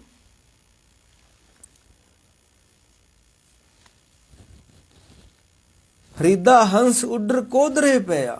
ਜਿੱਦਣ ਤੂੰ ਹੰਸ ਹੋ ਗਿਆ ਨਾ, ਤੇਰੇ ਵਾਸਤੇ ਵੇਸਵਾ ਦੁਆਰਾ ਵੀ ਇੱਕ ਧਰਮ ਮੰਦਰ ਹੈ, ਤੇ ਜਿੱਦਣ ਤੇਰੇ ਕੋਲ ਸਮੱਤ ਨਹੀਂ ਹੈ, ਗੁਰਦੁਆਰਾ ਵੀ ਕੱਖ ਨਹੀਂ ਹੈ। ਇੱਥੇ ਵੀ ਭੈੜੇ ਆਣ ਕੇ ਭੈੜ ਹੀ ਵਰਤਦੇ ਨੇ। ਗ੍ਰੰਥੀਆਂ ਦੀ ਮੱਤ ਕਿਉਂ ਮਾਰੀ ਗਈ ਆ? ਇਹਨਾਂ ਭੈੜਿਆਂ ਲੋਕਾਂ ਨੇ ਕਬਜ਼ੇ ਕੀਤੇ ਨੇ, ਤੇ ਉਹ ਵਿਚਾਰੇ ਇਹਨਾਂ ਦੇ ਅਧੀਨ ਜੀਂਦੇ ਨੇ, ਤਾਂ ਉਹਨਾਂ ਦੀ ਅਕਲ ਵੀ ਕੰਮ ਨਹੀਂ ਕਰਦੀ। ਕਮੀਣਿਆਂ ਲੋਕਾਂ ਨੇ ਗੁਰਦੁਆਰਿਆਂ ਅੰਦਰ ਕਬਜ਼ੇ ਕੀਤੇ ਨੇ, ਤੇ ਗ੍ਰੰਥੀਆਂ ਦੀ ਮੱਤ ਵੀ ਨਾ ਮਾਰ ਦਿੱਤੀ ਕਮੀਣੇ ਲੋਕਾਂ ਨੇ। ਉਹੀ ਗੁਰਦੁਆਰਾ ਛੱਡਦੇ ਨੇ, ਉਹਨਾਂ ਦੀ ਮੱਤ ਕੰਮ ਕਰਨ ਲੱਗ ਪਊਗੀ। ਬਾਬਾ ਫਰੀਦ ਜੀ ਕਹਿੰਦੇ ਨੇ ਹੰਸ ਉੱਡਰ ਕੋਧਰੇ ਪਿਆ।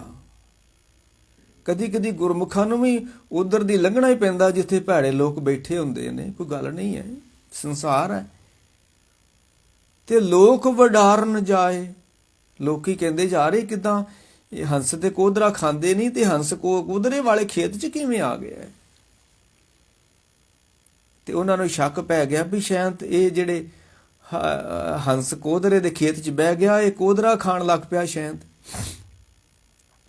ਜਿਸ ਤਰ੍ਹਾਂ ਇੱਕ ਬਾਜਰਾ ਵਾ ਨਾ, ਉਸੇ ਸਾਈਜ਼ ਦਾ ਇੱਕ ਕੋਧਰਾ ਹੁੰਦਾ ਹੈ। ਅੱਜ ਕੱਲ੍ਹ ਨਹੀਂ ਕੋਈ ਬੀਜਦਾ। ਪੁਰਾਣੇ ਸਮੇਂ 'ਚ ਕੋਧਰੇ ਦੀ, ਭਾਈ ਲਾਲੋ ਦੇ ਘਰ ਗੁਰੂ ਨਾਨਕ ਸਾਹਿਬ ਨੇ ਕੋਧਰੇ ਦੀ ਰੋਟੀ ਖਾਧੀ ਸੀ। ਇੱਕ ਬਾਜਰੇ ਦੀ ਰੋਟੀ ਹੁੰਦੀ, ਇੱਕ ਕੋਧਰੇ ਦੀ ਰੋਟੀ ਹੁੰਦੀ ਹੈ। ਫਰੀਦਾ ਹੰਸ ਉੱਡਰ ਕੋਧਰੇ ਪਿਆ, ਲੋਕ ਵਡਾਰਨ ਜਾਏ। ਲੋਕੀ ਡਾਉਣ ਚਲ ਗਏ ਕਿ ਕਿਤੇ ਕੋਧਰਾ ਨਾ ਖਾ ਲਵੇ। ਲੋਕੀ ਸ਼ੱਕ ਕਰਨ ਲੱਗੇ ਕੋਧਰਾ ਨਾ ਖਾਣ ਲੱਗ ਪਏ ਕਿਤੇ। ਹੰਸ ਕੋਧਰਾ ਖਾਂਦਾ ਹੀ ਨਹੀਂ ਹੈ। ਗਹਿਲਾ ਲੋਕ ਨਾ ਜਾਣਦਾ ਹੰਸ ਨਾ ਕੋਧਰਾ ਖਾਏ। ਉਹ ਖਾਂਦੇ ਹੀ ਨਹੀਂ ਹੈ। ਕਿਉਂ ਨਹੀਂ ਖਾਂਦੇ? ਉਹਨਾਂ ਕੋ ਸਮਾਤਵਾ, ਉਹਨਾਂ ਦੀ ਮੱਤ ਵਿੱਚ ਰਤਨ ਜਵਾਹਰ ਮਾਣਕਾ। ਉਹਨਾਂ ਗੁਰਾਂ ਕੀ ਇੱਕ ਸੁਣੀ ਹੋਈ ਆ।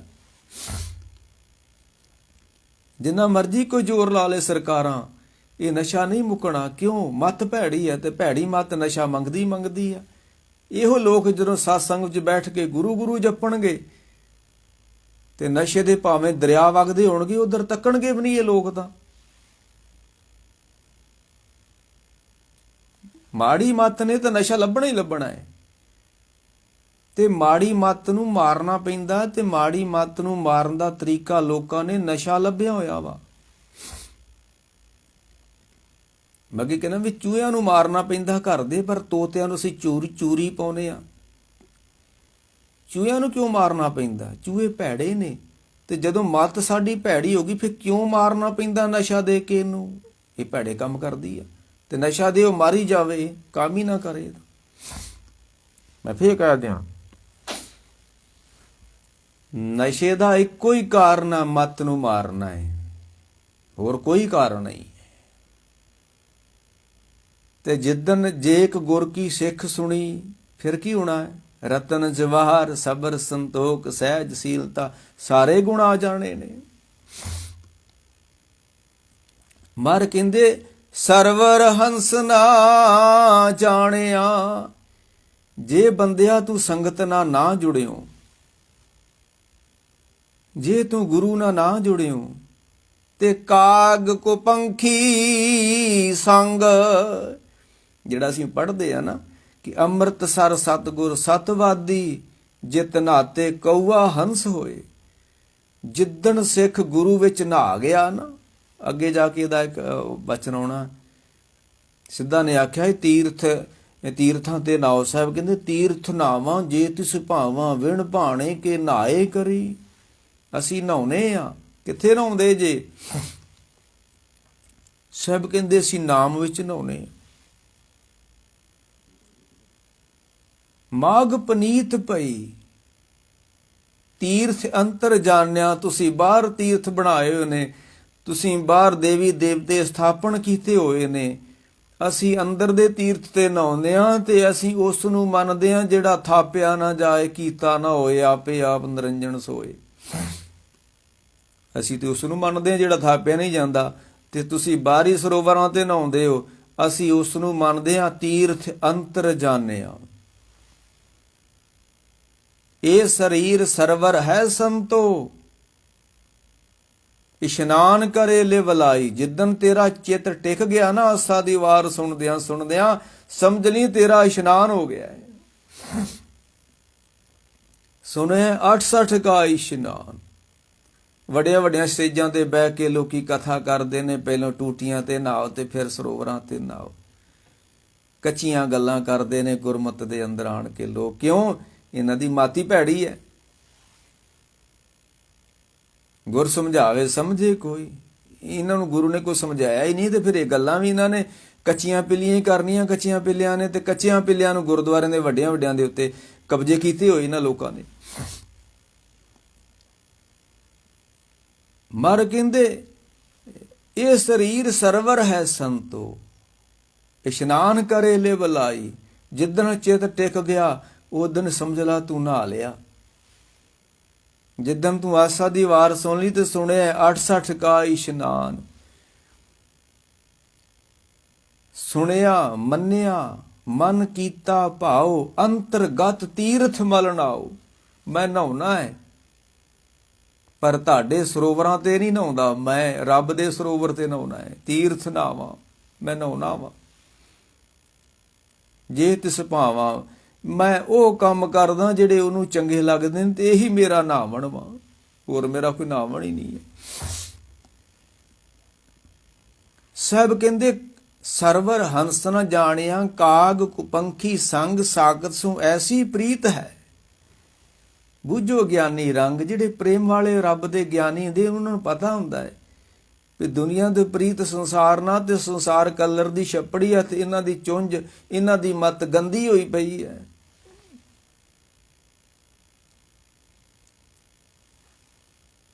ਸੰਤ ਸਭਾ ਜੈਕਾਰ ਕਰ, ਭਰੀਏ ਮਤ ਪਾਪਾਂ ਕੇ ਸੰਗ। ਧੋਣੀ ਕਿਵੇਂ ਆਉ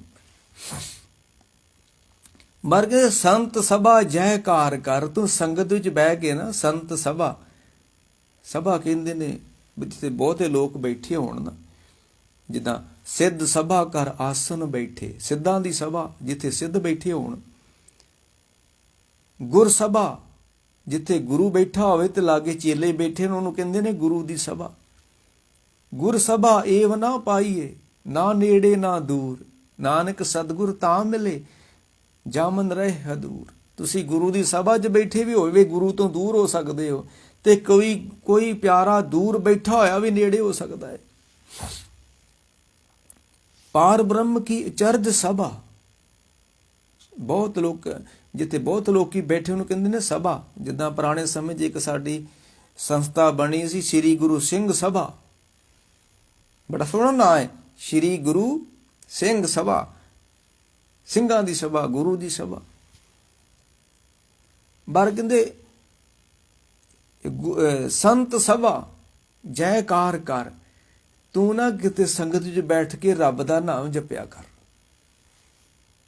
ਜੇ ਗੁਰ ਕੀ ਸਿੱਖ ਸੁਣੀ, ਜੇ ਸੁਣੇਗਾ ਨਾ ਤੂੰ, ਤੇ ਕਾਂ ਤੋਂ ਤੂੰ ਹੰਸ ਬਣ ਜਾਏਗਾ। ਸਤ ਅੰਮ੍ਰਿਤ ਸਰ ਸਤਿਗੁਰ ਸਤਵਾਦੀ, ਜਿਤ ਨਾਤੇ ਕਊਆ ਹੰਸ ਹੋਏ। ਸੰਤ ਸਭਾ ਜੈਕਾਰ ਕਰ, ਗੁਰਮੁਖ ਕਰਮ ਕਮਾਓ। ਤੇ ਕੰਮ ਕਰਿਆ ਕਰ ਜਿਹੜੇ ਗੁਰਮੁਖ ਕਰਦੇ ਨੇ। ਉਹ ਅੰਮ੍ਰਿਤ ਵੇਲੇ ਉੱਠਦੇ ਆ, ਉਹ ਸਿਮਰਨ ਕਰਦੇ ਆ, ਉਹ ਗੁਰੂ ਗੁਰੂ ਜਪਦੇ ਆ, ਉਹ ਸੰਗਤ ਵਿੱਚ ਆਉਂਦੇ ਆ, ਉਹ ਕਿਰਤ ਕਰਦੇ ਆ, ਉਹ ਦਾਨ ਦਿੰਦੇ ਆ, ਉਹ ਸਿੱਖਾਂ ਦੀ ਸਭਾ, ਸਿੱਖਾਂ ਦੀ ਸੇਵਾ ਕਰਦੇ ਆ। ਸ਼ੰਕਾ ਮਨੋਂ ਮਿਟਾਏ ਕੇ ਗੁਰਸਿੱਖਾਂ ਦੀ ਸੇਵ ਕਰਨ ਦਾ, ਇਹ ਗੁਰਮੁਖਾਂ ਦੇ ਕਰਮ ਨੇ। ਤੇ ਉਹਨਾਂ ਦੇ ਕਰਮ ਨੇ ਜਿਨ੍ਹਾਂ ਨੇ ਇੱਕ ਗੁਰ ਕੀ ਸਿੱਖ ਸੁਣੀ ਹੈ। ਇਹ ਉਹਨਾਂ ਦੇ ਕੰਮ ਨੇ ਜਿਨ੍ਹਾਂ ਦੀ ਮੱਤ ਵਿੱਚ ਰਤਨ ਜਵਾਹਰ ਮਾਣਕ ਵਾ। ਸੰਤ ਸਭਾ ਜੈਕਾਰ ਕਰ, ਗੁਰਮੁਖ ਕਰਮ ਕਮਾਓ। ਤੇ ਨਿਰਮਲ ਨਾਵਣ ਨਾਨਕਾ, ਅਸੀਂ ਨਹਾ ਨਹਾ ਕੇ ਨਿਰਮਲ ਹੋ ਗਏ ਹਾਂ, ਤੀਰਥ ਨਾਵਾਂ। ਇਸ ਪੌੜੀ ਦੀ ਵਿਆਖਿਆ ਹੋ ਰਹੀ ਹੈ, ਤੁਸੀਂ ਕਿਸ ਤਰ੍ਹਾਂ ਨਿਰਮਲ ਹੋ ਗਏ ਹੋ।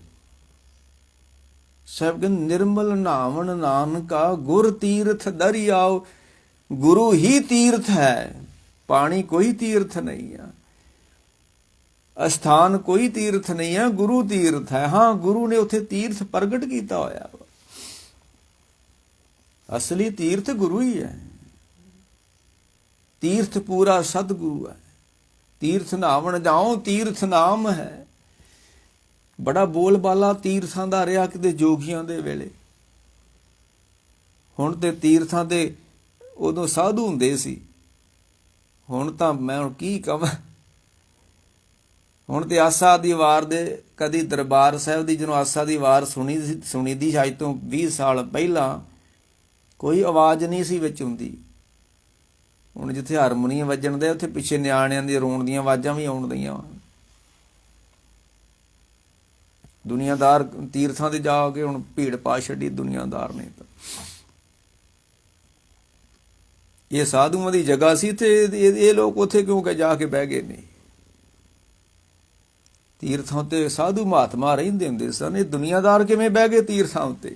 ਇਹ ਕਲਯੁਗ ਵਾ। ਸਾਹਿਬ ਨੇ ਆਖਿਆ ਕਿਤੇ ਤੀਰਥ ਪਾਸ ਨਾ ਬੈਠਾ, ਕਿਤੇ ਦੇਸ ਨਾ ਆਇਆ ਸੁਣੀਏ, ਤੀਰਥ ਪਾਸ ਨਾ ਬੈਠਾ। ਹਾਂਜੀ, ਕਬੀਰ ਧਰਤੀ ਸਾਧ ਕੀ, ਇਹ ਜਿਹੜਾ ਗੁਰਦੁਆਰਾਂ ਦੇ ਸਾਧੂ ਦੀ ਧਰਤੀ ਹੈ। ਇਹ ਤਾਂ ਤੇ ਤਸਕਰ ਬੈਸੇ ਗਾਏ। ਇੱਥੇ ਬਦਮਾਸ਼ ਬੈਠੇ ਹੋਏ ਗੁਰਦੁਆਰਿਆਂ ਦੇ ਵਿੱਚ, ਬੰਦੂਕਾਂ ਰੱਖ ਕੇ ਬੈਠੇ ਹੋਏ ਨੇ, ਧੜੇ ਬਣਾ ਕੇ ਬੈਠੇ ਨੇ ਬਦਮਾਸ਼, ਤਾਂ ਪਾਰਟੀਆਂ ਬਣਾ ਕੇ ਬੈਠੇ ਨੇ। 25-27 ਸਾਲੀ ਬਾਅਦ ਕਿਸੇ ਦੂਸਰੀ ਪਾਰਟੀ ਕੋ ਵੱਡੀ ਥੈਲੀ ਲੈ ਕੇ ਤੇ ਪਾਰਟੀਆਂ ਬਦਲ ਲੈਂਦੇ ਨੇ, ਤੇ ਬਦਮਾਸ਼ ਨੇ। ਤੁਸੀਂ ਇਹਨਾਂ ਬਦਮਾਸ਼ਾਂ ਨੂੰ ਸਾਧ ਕਹਿੰਦੇ ਹੋ? ਨਹੀਂ ਨਹੀਂ ਨਹੀਂ ਨਹੀਂ।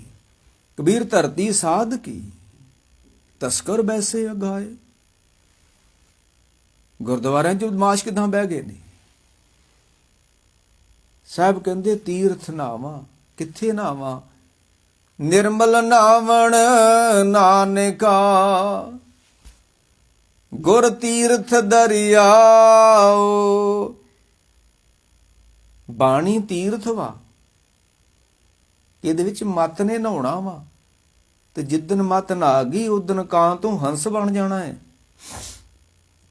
ਤੀਰਥ ਨਾਵਾਂ ਜੇ ਤਿਸ ਭਾਵਾਂ, ਜਿਤ ਨਾਤੇ ਕਊਆ ਹੰਸ ਹੋਏ। ਨਿਰਮਲ ਨਾਵਣ ਨਾਨਕਾ, ਗੁਰ ਤੀਰਥ ਦਰਿਆਓ। ਜੇ ਤਿਸ ਭਾਵੇ ਤਾਂ ਉਜਲੀ, ਸਤ ਸਰ ਨਾਵਣ ਜਾਓ। ਸੰਗਤ ਵਿੱਚ ਨਹਾਉਣ ਜਾਓ। ਲੋਕੀ ਸਰੋਵਰਾਂ ਤੇ ਨਹਾਉਣ ਜਾਂਦੇ ਨੇ, ਬਾਣੀ ਕਹਿੰਦੀ ਸੰਗਤ ਵਿੱਚ ਨਹਾਉਣ ਜਾਓ। ਜੇ ਤਿਸ ਭਾਵੇ ਉਜਲੀ, ਸਤ ਸਰ ਨਾਵਣ ਜਾਓ। ਨਿਤ ਪਤ ਨਾਵਣ ਰਾਮ ਸਰ ਕੀਜੇ, ਚੋਲ ਮਹਾਰਸ ਅੰਮ੍ਰਿਤ ਪੀਜੇ। ਨਿਤ ਨਹਾਓ, ਨਿਤ ਸੰਗਤ ਵਿੱਚ ਬੈਠੋ, ਨਿਤ ਅੰਦਰ ਦਾ ਇਸ਼ਨਾਨ ਕਰੋ। ਇਹ ਸੀ ਮਹਾਰਾਜ ਜਿਹੜਾ ਗੁਰੂ ਨਾਨਕ ਸਾਹਿਬ ਨੇ ਆਖਿਆ ਸੀ ਕਿ ਤੀਰਥ ਨਾਵਾਂ ਜੇ ਤਿਸ ਭਾਵਾਂ, ਵਿਣ ਭਾਣੇ ਕੇ ਨਾਏ ਕਰੀ। ਜੇਤੀ ਸਿਰਠ ਉਪਾਈ ਵੇਖਾਂ, ਵਿਣ ਕਰਮਾਂ ਕੇ। ਜੋ ਧਰਤੀ ਤੇ ਬਣਿਆ ਹੈ ਉਹਦੇ ਕਰਮ ਤੋਂ, ਉਹਦੀ ਬਖਸ਼ਿਸ਼ ਤੋਂ ਬਿਨਾ ਨਹੀਂ ਬਣ ਸਕਦਾ।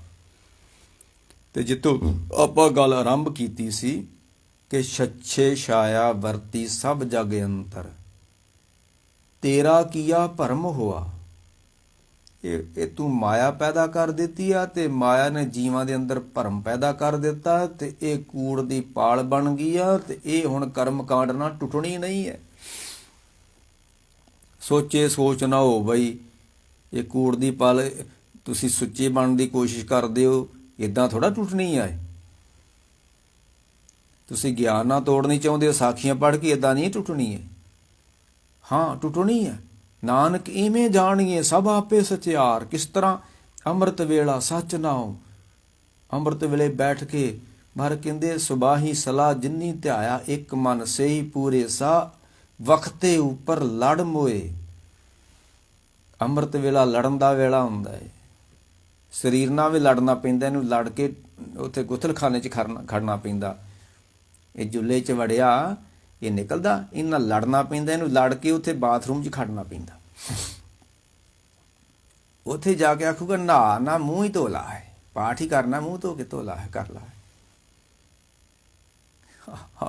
ਆਓ ਮੂੰਹ ਹੀ ਧੋਲਾ, ਪਾਠ ਹੀ ਕਰਨਾ, ਮੂੰਹ ਧੋ ਕੇ ਕਰ ਲੈ। ਇਹ ਲੜਨਾ ਪੈਂਦਾ, ਇਹਨੂੰ ਟੂਟੀ ਥੱਲੇ ਦੇਣ ਲੱਗਿਆ ਵੀ। ਵਕਤੇ ਉੱਪਰ ਲੜ ਮੋਏ, ਜਿਹੜੇ ਵਕਤ ਨਾਲ ਲੜਦੇ ਨੇ, ਸਮੇਂ ਨਾਲ ਲੜਦੇ ਨੇ। ਸਾਹਿਬ ਕਹਿੰਦੇ ਛੱਛੇ ਛਾਇਆ ਵਰਤੀ ਸਭ ਜਗ ਅੰਤਰ, ਤੇਰਾ ਕੀਆ ਭਰਮ ਹੁਆ। ਜੇਤੀ ਸਿਰਠ ਉਪਾਈ ਵੇਖਾਂ, ਵਿਣ ਕਰਮਾਂ ਕੇ। ਭਰਮ ਵੀ ਤੂੰ ਕੀਤਾ ਹੈ। ਭਰਮ ਭਲਾਏ, ਭਰਮ ਉਪਾਏ ਭਲਾਈਆਂ ਨੇ ਆਪੇ। ਤੇਰਾ ਕਰਮ ਹੋਇਆ, ਤਿੰਨਾ ਗੁਰੂ ਮਿਲਿਆ। ਭਰਮ ਵੀ ਤੇਰਾ ਕਰਮ ਆ, ਤੇ ਗੁਰੂ ਮਿਲਣਾ ਇਹ ਵੀ ਤੇਰਾ ਕਰਮ ਵਾ। ਜੇ ਤੀਸਰੇ ਟੁਪਾਈ ਵੇਖਾਂ ਵਿਣ ਕਰਮਾਂਗੇ। ਕੱਖ ਵੀ ਨਹੀਂ, ਬਿਨਾਂ ਕਰਮਾਂ ਤੋਂ ਗੁਰੂ ਵੀ ਨਹੀਂ ਮਿਲਦਾ। ਕੱਚੇ ਪੱਲੇ ਤੇ ਸਾਰਿਆਂ ਨੂੰ ਮਿਲ ਜਾਂਦੇ ਨੇ। ਬਿਨ ਪੂਰੇ ਭਾਗ ਸਤਿਗੁਰ ਪਾਈਏ ਨਹੀਂ। ਨਾਨਕ ਸਤਿਗੁਰ ਤਾਂ ਮਿਲੇ ਜਾਂ ਭਾਗੇ ਕਾ ਉਦੋ ਹੋਏ। ਜਿੱਦਾਂ ਦੇ ਤੁਹਾਡੇ ਭਾਗ ਨੇ ਨਾ, ਉਦਾਂ ਦਾ ਹੀ ਤੁਹਾਨੂੰ ਗੁਰੂ ਮਿਲਣਾ ਹੈ। ਤੁਹਾਡੇ ਭਾਗ ਛੋਟੇ ਨੇ ਤੇ ਤੁਹਾਨੂੰ ਉਹ ਗੁਰੂ ਮਿਲ ਜਾਣਾ ਜਿਹੜਾ ਆਪ ਸੂਟੇ ਖਿੱਚਦਾ ਹੋਊਗਾ। ਤੁਹਾਡੇ ਭਾਗਾਂ 'ਚ ਸੂਟੇ ਖਿੱਚਣ ਵਾਲਾ ਗੁਰੂ ਲਿਖਿਆ, ਤੁਸੀਂ ਉਹਨੂੰ ਮੰਨਣ ਲੱਗ ਪਏ ਸੂਟੇ ਖਿੱਚਣ ਵਾਲਿਆਂ ਨੂੰ। ਤੁਹਾਡੇ ਭਾਗਾਂ 'ਚ ਗੁਰੂ ਉਹ ਲਿਖਿਆ ਜਿਹੜਾ ਦੌਲਤਾਂ ਬਣਾਵੇ, ਦਰਿਆ ਵੀ ਪੂਰ ਕੇ ਆਪਣੀ ਜ਼ਮੀਨ ਬਣਾਈਏ, ਤੁਹਾਡੇ ਭਾਗਾਂ 'ਚ ਗੁਰੂ ਇਦਾਂ ਦਾ ਲਿਖਿਆ, ਤੁਹਾਨੂੰ ਮਿਲਣਾ ਹੀ ਇਦਾਂ ਦਾ। ਨਾਨਕ ਪੂਰੇ ਭਾਗ ਸਤਿਗੁਰ ਮਿਲੇ, ਜਾਂ ਭਾਗੇ ਕਾ ਉਡੋ ਹੋਏ। ਅੰਤਰੋਂ ਪਰਮ ਦੁੱਖ ਕੱਟੀਏ, ਸੱਚ ਮਿਲਾਵਾ ਹੋਏ।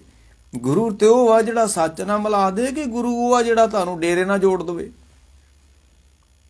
ਗੁਰੂ ਤੇ ਉਹ ਆ ਜਿਹੜਾ ਭਰਮ ਕੇ ਛੋੜ ਕੱਟ ਕੇ ਅੰਤਰ ਜੋਤ ਧਰਿਓ, ਕਿ ਗੁਰੂ ਉਹ ਆ ਜਿਹੜਾ ਤੁਹਾਨੂੰ ਆਖੇ ਕਈਆਂ ਲੈ ਕੇ ਆਏ ਸਾਡਾ ਕਮਾਦ ਗੋੜ ਜਿਓ ਜੇ।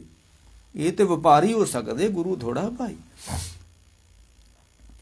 ਤੇਰਾ ਕਰਮ ਹੋਆ ਤੈਨੂੰ ਗੁਰੂ ਮਿਲਿਆ। ਸਾਰਿਆਂ ਨੂੰ ਗੁਰੂ ਨਹੀਂ ਮਿਲਦਾ। ਬਹੁਤ ਵੱਡੇ ਭਾਗ ਹੋਣ ਤੇ ਸਾਹਿਬ ਕਹਿੰਦੇ ਨੇ ਉਹਨਾਂ ਨੂੰ ਗੁਰੂ ਮਿਲਦਾ ਹੈ। ਵਿਣ ਕਰਮਾਂ ਕੇ ਮਿਲੇ ਮੱਤ ਵਿੱਚ ਰਤਨ। ਗੁਰੂ ਕੀ ਕਰਦਾ ਹੈ?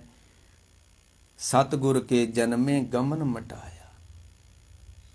ਸਿੱਖ ਦੇ ਘਰ ਵਿੱਚ ਜਦੋਂ ਗੁਰੂ ਜੰਮ ਜਾਂਦਾ ਹੈ ਨਾ, ਗੁਰੂ ਨੇ ਜੰਮਣਾ ਵਾ। ਤੇ ਗੁਰੂ ਨੇ ਕਿਸ ਤਰ੍ਹਾਂ ਜੰਮਣਾ ਵਾ? ਸਤਿਗੁਰ ਕੀ ਮੱਤ ਜਿਸ ਨੂੰ ਆਵੇ, ਸੋ ਸਤਿਗੁਰ ਮੈਂ ਸਮਾਨਾ। ਸਿੱਖ ਦੀ ਮੱਤ ਵਿੱਚ ਗੁਰੂ ਦਾ ਜਨਮ ਹੋਣਾ ਵਾ। ਤੇ ਜਿੱਦਣ ਸਿੱਖ ਦੀ ਮੱਤ ਵਿੱਚ ਗੁਰੂ ਦਾ ਜਨਮ ਹੋ ਗਿਆ ਨਾ, ਉਦਣ ਇਹਨੇ ਕਾਂ ਤੋਂ ਹੰਸ ਬਣਨਾ ਹੈ। ਉਦਣ ਇਹਦੀ ਮੱਤ ਵਿੱਚੋਂ ਰਤਨ ਪ੍ਰਗਟ ਹੋਣੇ ਨੇ। ਮੱਤ ਵਿੱਚ ਰਤਨ ਜਵਾਹਰ ਮਾਣਕ ਉਸ ਦਿਨ ਪ੍ਰਗਟ ਹੋਣੇ ਨੇ, ਪਹਿਲੋਂ ਨਹੀਂ ਪ੍ਰਗਟ ਹੋਣੇ। ਜਿੰਨਾ ਚਿਰ ਚਿੱਤ ਟਿਕਦਾ ਨਹੀਂ ਨਾ, ਉਹਨਾਂ ਚਿਰ ਅੰਦਰੋਂ ਰਤਨ ਪ੍ਰਗਟ ਹੋਣਾ ਨਹੀਂ ਹੈ। ਅੰਤਰ ਲਾਲ ਬਹੁ ਮਾਣਕ ਲਾਦੇ।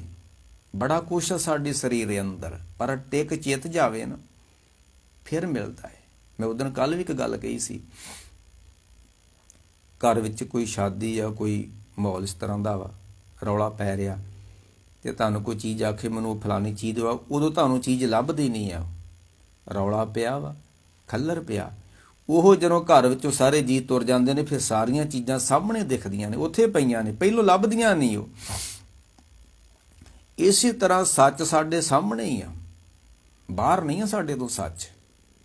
ਬਾਹਰ ਢੂੰਡੇ ਸੋ ਭਰਮ ਭਲਾਈ, ਪਰ ਕਿਸ ਦਿਨ ਮਿਲਣਾ ਵਾ? ਟੁਕ ਦਮ ਕਰਾਰੀ ਜੋ ਕਰੋ। ਜਿੱਦਣ ਚਿੱਤ ਟਿਕ ਗਿਆ ਉਦਣ ਉਹ ਮਿਲਣਾ ਹੈ। ਕਾਜੀ ਨੇ ਕਿਹਾ ਸੀ ਰੁਕਨਦੀਨ ਨੇ, ਦਰਸ਼ਨ ਕਿਵੇਂ? ਸਾਹਿਬ ਕਹਿੰਦੇ ਚਿੱਤ ਨੂੰ ਕਰਾਰ ਕਰ ਤੇ ਮਹਾਰਾਜ ਕਿਰਪਾ ਕਰਨ। ਅੱਜ ਵਿਆਖਿਆ ਤੇ ਅਸੀਂ ਕਰਨੀ ਸੀ ਵੀ ਜੇ ਜੁਗ ਚਾਰੇ ਆਰਜਾਂ, ਪਰ ਵਿਆਖਿਆ ਉਹ ਉਸੇ ਪੌੜੀ ਦੀ ਚੱਲ ਗਈ ਅੱਜ। ਚਲੋ ਕੋਈ ਗੱਲ ਨਹੀਂ, ਸਾਡੇ ਕੋਲ ਸਮਾਂ ਖੁੱਲ੍ਹਾ ਸੀ, ਕੱਲ ਨੂੰ ਕਰ ਲਾਂਗੇ। ਜੋਗ ਸਿੱਧ ਆਸਣ 84 ਇਹ ਵੀ ਕਰ ਰਹੇ ਆ।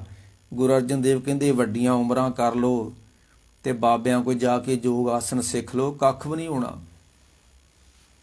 ਜੋਗ ਸਿੱਧ ਆਸਣ 84 ਇਹ ਜਿਹੜੇ ਜੋਗੇ ਜਾਗੇ ਵਾਲੇ ਬਾਬੇ ਨੇ ਵਿਹਲੜ ਲੋਕ ਨੇ, ਤੇ ਵਿਹਲੜ ਲੋਕਾਂ ਨੇ ਵਿਹਲੜਾਂ ਨੂੰ ਇਕੱਠਿਆਂ ਕੀਤਾ ਹੋਇਆ ਨਾਲ। ਜਿਹੜਾ ਗੁਰਸਿੱਖ ਕਿਰਤ ਬਿਰਤ ਕਰਦਾ ਉਹਨੂੰ ਕੀ ਯੋਗਾ ਕਰਨ ਦੀ ਲੋੜ ਪੈ ਗਈ ਹੈ? ਸਿੱਖ ਦੀ ਕਿਰਤ ਹੀ ਯੋਗਾ ਅਭਿਆਸ ਹੈ। ਇਹ ਸਟੇਜਾਂ ਉੱਤੇ ਜੋਗੇ ਅਭਿਆਸ ਕਰਦਾ ਵਿਹਲੜ ਚਾਰ ਜ਼ਮਾਨੇ ਦਾ ਨਹੀਂ। ਨਹੀਂ ਨਹੀਂ, ਮਹਾਰਾਜ ਕਹਿੰਦੇ ਜੋਗ ਸਿੱਧ ਆਸਣ 84 ਇਹ ਵੀ ਕਰ ਰਹੇ ਆ। ਬੜਿਆਂ ਨੇ ਕੀਤੇ ਨੇ ਯੋਗ ਆਸਣ। ਇਹ ਤਾਂ ਬਾਬਾ ਨਾਮਦੇਵ ਉਹਨਾਂ ਜੋਗੀਆਂ ਦੇ ਬਰਾਬਰ ਕੱਖ ਵੀ ਨਹੀਂ ਗਾ, ਜਿਹੜੇ ਕਈ ਸਾਲ ਸਦੀਆਂ ਯੋਗਾ ਅਭਿਆਸ ਕਰਦੇ ਰਹੇ ਨੇ, ਕੱਖ ਵੀ ਨਹੀਂ ਹੋਇਆ। ਵੱਡੀ ਆਰਜਾ ਫਿਰ ਜਨਮੇ ਹਰ ਸੋ ਸੰਗ ਨਾ ਗਿਆ। ਇਸੇ ਸੰਤੋਖੇ ਜੋਗੀ ਵਰਗੇ ਕਈ ਯੋਗ ਆਸਣ ਕਰਕੇ ਬੈਠੇ ਰਹੇ, ਕੱਖ ਵੀ ਨਹੀਂ ਹੋਇਆ। ਜੇ ਜੁਗ ਚਾਰੇ ਆਰਜਾਂ ਕੀ ਹੋਣਾ ਹੈ? ਉਹ ਜੋਗੀ ਕਹਿਣ ਲੱਗੇ ਉਮਰ ਵੱਡੀ ਕਰ ਦਿਆਂਗੇ। ਸਾਹਿਬ ਕਹਿੰਦੇ ਕੀ ਹੋਊਗਾ ਉਮਰ ਵੱਡੀ ਕਰਨਾ? ਜੋਗ ਸਿੱਧ ਆਸਣ 84 ਇਹ ਵੀ ਕਰ ਰਿਹਾ। ਵੱਡੀ ਆਰਜਾ ਹਰ ਸੋ ਸੰਗ ਨਾ ਗਿਆ। ਵੱਡੀ ਆਰਜਾ ਫਿਰ ਜਨਮੇ ਹਰ ਸੋ ਸੰਗ ਨਾ ਗਿਆ। ਬਿਨ ਸਿਮਰਨ ਜੋ ਜੀਵਨ ਬਲਣਾ ਸਰਪ ਜੈਸੇ ਅਰਜਾਰੀ। ਯੋਗ ਆਸਨ ਕਰਕੇ ਪਦਮ ਕਰਕੇ ਵੱਡੀ ਉਮਰ ਕਰ ਲੋਗੇ ਤੇ ਸੱਪ ਤੋਂ ਵੱਡੀ ਉਮਰ ਤਾਂ ਤੁਸੀਂ ਕਰ ਨਹੀਂ ਸਕਦੇ।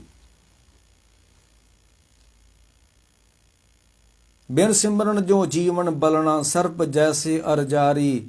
ਨਵ ਖੰਡਨ ਕੋ ਰਾਜ ਕਮਾਵੇ ਅੰਤ ਚਲੇ ਗੁਆਰੀ।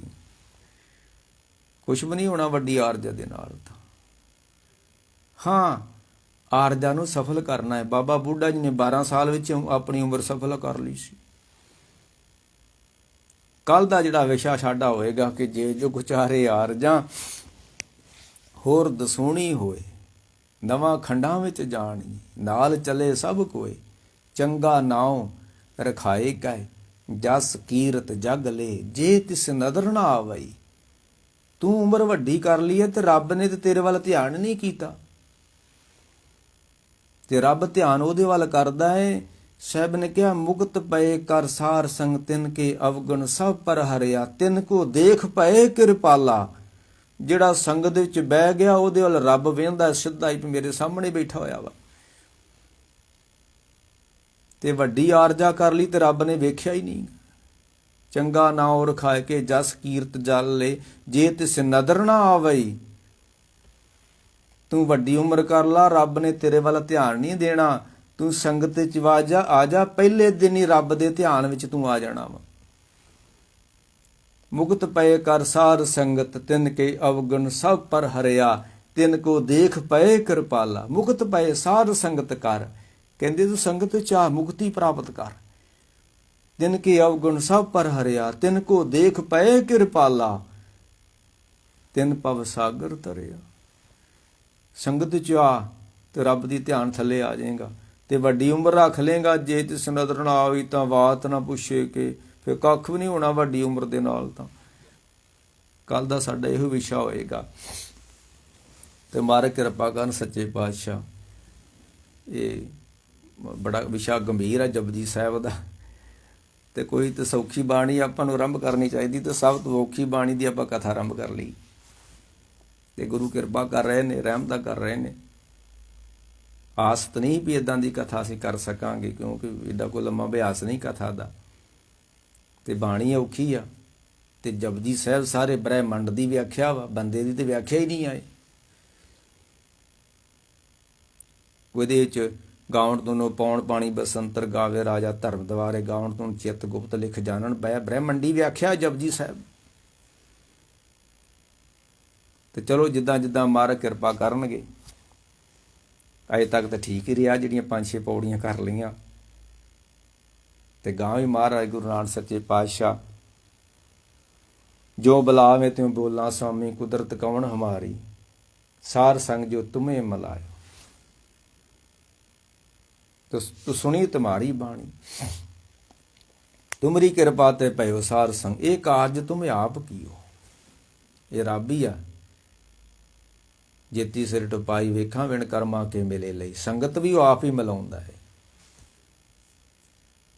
ਤੁਮਾਰੀ ਕਿਰਪਾ ਕਰਨ ਇੱਥੇ ਵਿਚਾਰਨ ਦੀ ਸਮਾਪਤੀ ਹੈ। ਕੱਲ ਨੂੰ ਫਿਰ ਆਪਾਂ ਆਪਣੀ ਉਮਰ ਦੇ ਉੱਤੇ ਗੱਲ ਕਰਾਂਗੇ। ਉਮਰ ਨੂੰ ਵੱਡਿਆਂ ਕਰਨਾ ਹੈ ਕਿ ਉਮਰ ਨੂੰ ਸਫਲਿਆਂ ਕਰਨਾ ਹੈ। ਵੱਡਿਆਂ ਕਰਨਾ ਤੇ ਫਿਰ ਹਿਮਾਚਲ ਦੀਆਂ ਪਹਾੜੀਆਂ ਚੱਲ ਜਾਓ, ਉੱਥੇ ਯੋਗ ਅਭਿਆਸ ਕਰ ਲਓ। ਤੇ ਜੇ ਸਫਲ ਕਰਨਾ ਤੇ ਗੁਰਦੁਆਰੇ ਸੰਗਤ ਵਿੱਚ ਬਹਿ ਜਾਓ। ਬਸ ਦੋ ਹੀ ਗੱਲਾਂ ਨੇ। ਵੱਡੀ ਉਮਰ 'ਚੋਂ ਕੁਝ ਮਿਲਣਾ ਨਹੀਂ ਗਾ, ਸੰਗਤ 'ਚੋਂ ਸਭ ਕੁਝ ਮਿਲ ਜਾਣਾ। ਜੇ ਕੋ ਨਾਉ ਧਰਾਏ ਵੱਡਾ, ਸਾਧ ਕਰੇ ਮਨ ਭਾਣੇ, ਖਸਮੇ ਨਦਰੀ ਕੀੜਾ ਆਵੇ, ਜਿੱਤੇ ਚੁਕੇ ਦਾਣੇ। ਵੱਡੀ ਉਮਰ ਤੋਂ ਤਾਂ ਕੁਛ ਹੋਇਆ ਨਹੀਂ। ਜੋਗ ਸਿੱਧ ਆਸਣ 84 ਇਹ ਪੀ ਕਰ ਰਿਹਾ, ਵੱਡੀ ਆਰਜਾ ਫਿਰ ਜਨਮੇ, ਹਰ ਸੋ ਸੰਗ ਨਾ ਗਿਆ। ਕੱਲ ਨੂੰ ਆਪਾਂ ਇਹਦੀ ਵਿਆਖਿਆ ਕਰਾਂਗੇ। ਹੁਣ ਅੱਜ ਇੱਥੇ ਆਪਾਂ ਸਮਾਪਤੀ ਕਰੀਏ। ਵਾਹਿਗੁਰੂ ਜੀ ਕਾ ਖਾਲਸਾ, ਵਾਹਿਗੁਰੂ ਜੀ ਕੀ ਫਤਿਹ।